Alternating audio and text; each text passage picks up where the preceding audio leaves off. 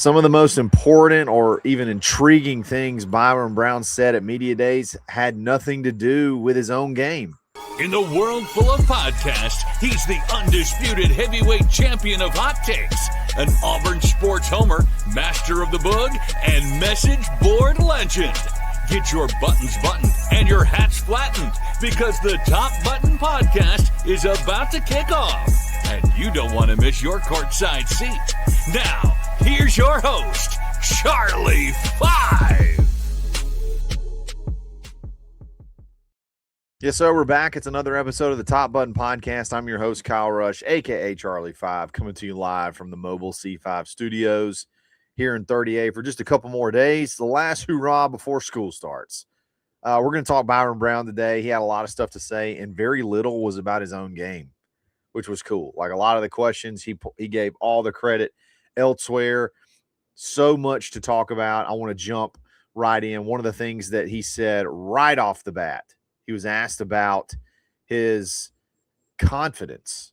How have you gotten better from a confidence standpoint since you come to Auburn? And his answer was intriguing because he didn't talk about receivers. He didn't talk about continuity in the offense. He didn't talk about any of the things that you would think about that have to do with, growing confidence in your own game. No, he said, bro, I'm going against the best defense in the country every single day. Not every quarterback gets those opportunities. The value that he sees in going up against Durkin's guys every single day is something that you're glad to see. You're not like, he's not like frustrated about it. He sees the value in it, and there is value in it. I mean, it's like going out and when you're on deck, and you remember back in the day, you used to have those old weighted donuts. You put them on the end of your bat and you swing it. The bat's a lot heavier than it feels heavier. And then when you get up to bat, you take it off. Excuse me. And the bat didn't get any lighter, but it just feels lighter. I don't know if they're going to be the best defense in the SEC, but I know they're, and I don't know really by what measure that you measure, like what statistical number, what statistical metric do you look at to decide what's the best what's the best defense in the SEC? I don't know exactly what that is, but I do know they're a frustrating defense to go up against. I mean, there's not many teams that I feel like just had Auburn's number the last several years.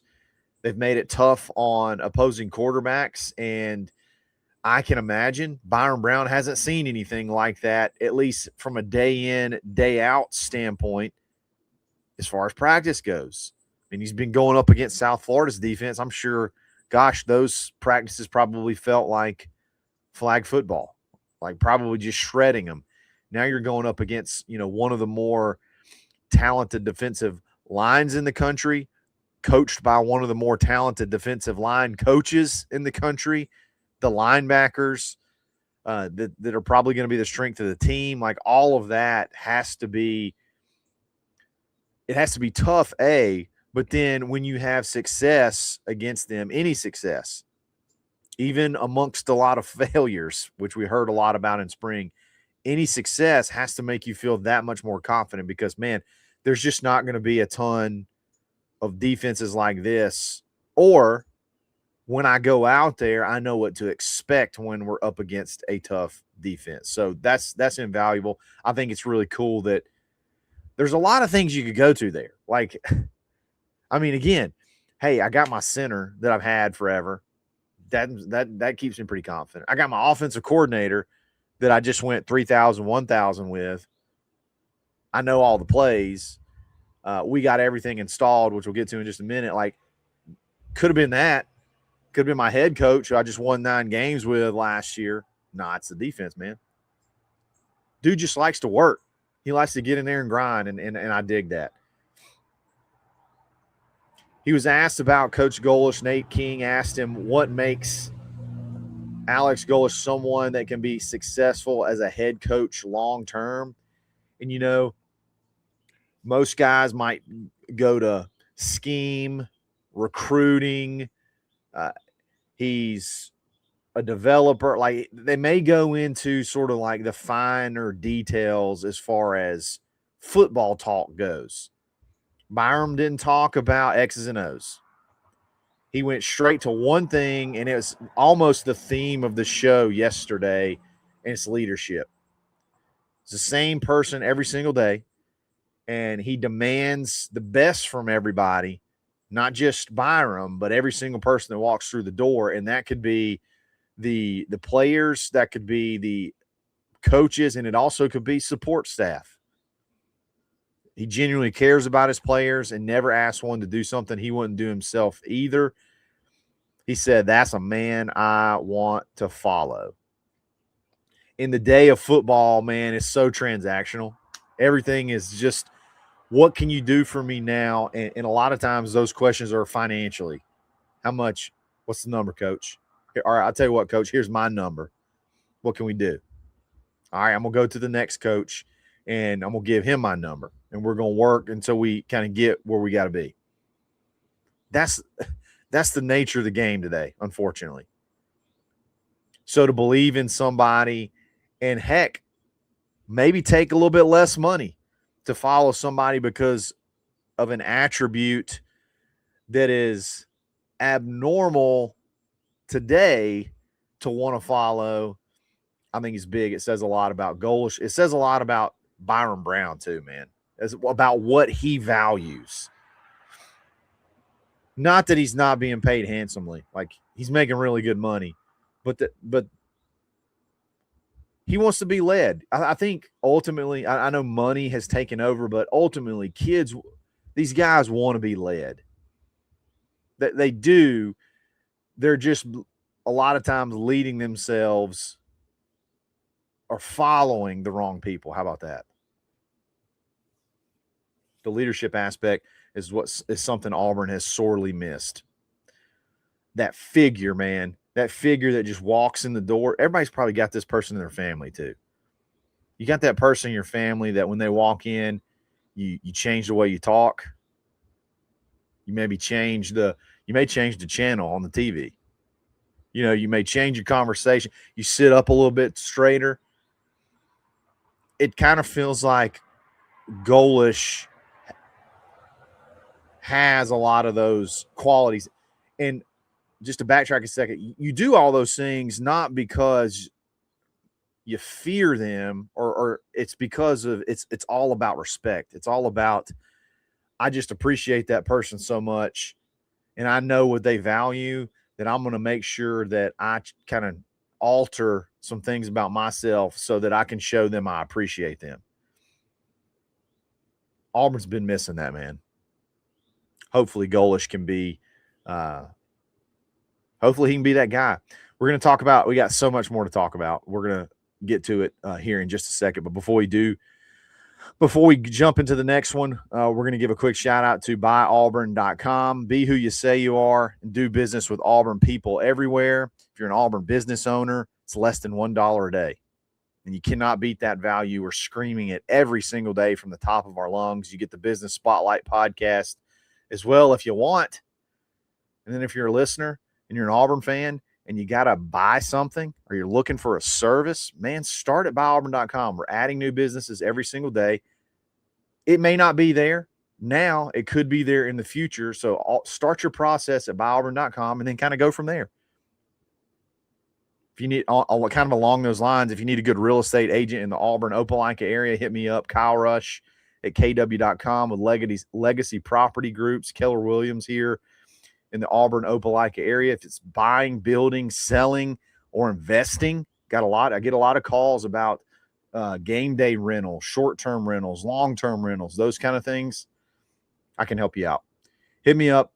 It's Kyle Rush at kw.com. We'll be back right after this.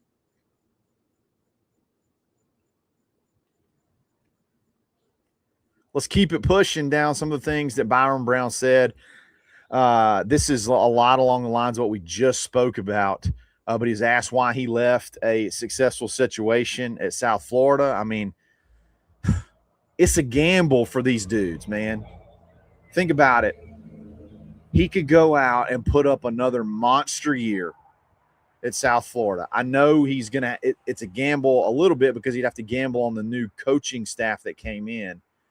But taking a step up from South Florida to Auburn when you're already you got some stock, you've got some equity built in your potential NFL future, it's a gamble. Why would you want to leave South Florida for Auburn or honestly anywhere else? And his answer was almost 100% around Golesh. He believed in him when he was 18, stood by him through, maybe some struggling play at times and even injuries stuck with him, continued pouring into him and helped him in ways that he says he can't express. He says, this was the quote, "Why wouldn't I follow that coach?" It's funny, back when, the portal opened and we all assumed Byrum was going to be the quarterback. But like it was for whatever reason, it was like really quiet. And I feel like it took a little bit longer to announce that he was, officially, going to be an Auburn Tiger. But the dude was just like here. I think he showed up almost whenever the portal opened. He moved up here, started going through meetings, and he was all about, what can I do? How can we win? I'm ready to go. Let's do this thing. It was never even a question. I think we all felt that way, but the quiet period between when the portal opened and when it was announced, I know some people were kind of on the edge of their seat. It was never a doubt. He was coming with Alex Golesh. And I think honestly that probably hurt some of the potential hype that he has going into the season, because other schools just kind of, I think, wrote him off. I know Miami shot a shot at him. He was probably Miami's number one quarterback, or 1B. They shot a shot at him, but I think a lot of schools just auto assumed he was going to Auburn because he could have really gone anywhere that he wanted to. But he's going to follow the guy that poured into him, loyalty. Hey, another thing that's not necessarily synonymous with college football right now. And I don't necessarily just mean that on the player side. I mean, it's the coaching side too. It's the roster management side too. There's just not a lot of loyalty in college football anymore. So it's always refreshing, especially when you're, a little bit more old school or you've been watching, college football for a long time. Loyalty was always, being loyal to a school, being loyal to a program. That was always what made college football great. So it's really cool to see, loyalty on this level when loyalty is not at a premium anymore. They're talking about, we talked about this too. Golesh said it, so it's not like an insider note, but he talked about how he felt like this was the first time that he had all of his offense installed in spring, and Byrum kind of echoed that. He was asked how Golesh's offense evolves from year to year. And this was one of the very few, at this point in time anyway, football talk. There wasn't a lot of actual football talk, on the field type stuff. It was mostly what we've been talking about, leadership, personalities, things like that. And he just said that Auburn's added a lot more concepts in this offseason. I mean, and think about it. Adding concepts, we're not even in fall camp yet. Specifically mentioned getting into third and fourth progression reads along with check downs. And he paired that with, the praise of the offensive talent around him. Ben and I kind of had this conversation, and it's really hard to find, especially in the SEC, when you talk about a quarterback and offensive combo that has as much continuity and that will be as far ahead of the game as others because they're not going through a transition, not going through new personnel. really only maybe two teams that are in as good of shape as Auburn, and it's probably Georgia and Texas. With those quarterback and offensive combos, I think Auburn's right there. I'm not saying as far as how good they'll be. I'm just talking about when you're looking at continuity, you're looking at being ahead of the game. Like when game one starts off, these three teams, in theory, should have a huge advantage because they're not breaking in a new quarterback. They're not learning a new offense. It's just kind of the next year. Hey, we're just one more year together. And I think Byrum has the most time spent. I mean, this will be his fifth year.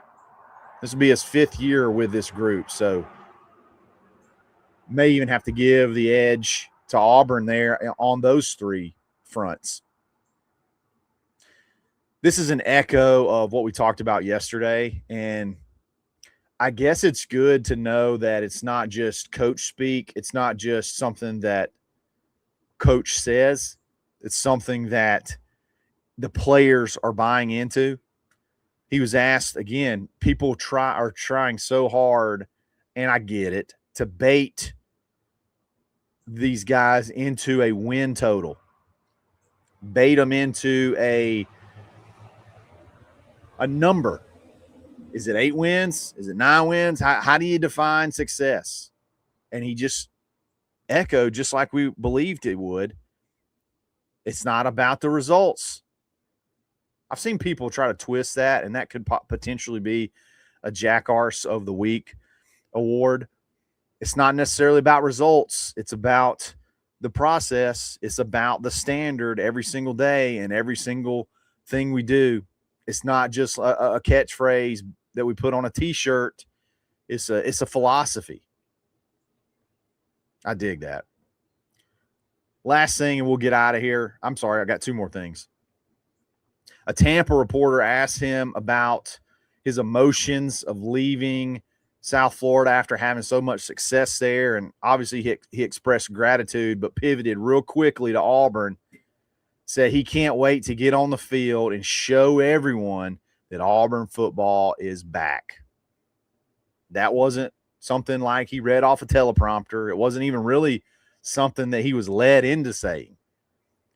It was a statement that he volunteered on his own that was kind of directed, or was an answer of a question that was kind of unrelated. Just, dude, I'm so excited. I'm so excited to get out there and get this team back, show people that Auburn is going to be feared again. I know I'm hoping for that. I know you guys are hoping for that as well. Good to hear it from Byrum. And this was one of the last questions. And this is a common narrative we've heard over and over again. You're bringing so many South Florida players over. How do you think that's going to translate to the SEC? Byrum, he acknowledged that, people, I think people kind of look down on us a little bit. Hey, we're these G5 players, and we don't necessarily take it personal. We just keep working, but we got a little chip on our shoulder. We're bringing a little chip on our shoulder, and we're here to make Auburn a better place than the way we found it. Auburn, I feel like the Auburn mindset has always been kind of playing with a chip on your shoulder. That's when Auburn is seemingly the most dangerous. And I can go down the list of teams where you showed up, and maybe that's why Auburn performs more when there's no expectations. It's like, okay, that's motivation. We'll show you. We'll make a statement. It's good stuff, man. He's a sharp dude, great representative of Auburn. There's so much more to talk about, so many more guys to talk about. And then there's so many interviews too. Like, you don't realize how many actual interviews these guys do at media days. It's not just the podium. Like, there's all kinds of ancillary stuff, ton of good sound bites, ton of stuff. I want to run through what everybody said first, and then we'll jump into those as we get closer and closer to fall camp. Guys, let me know what you think about Byrum Brown. Let me know what you think about how he did, how excited you are to see him on the field. I know I am. Make sure you like, make sure you subscribe. We'll talk again very, very soon. It's another episode of the Top Button Podcast from the Mobile C5 Studios. 2 more episodes, and we'll be back home. Stay buttoned. Thanks for listening, and drive home safely.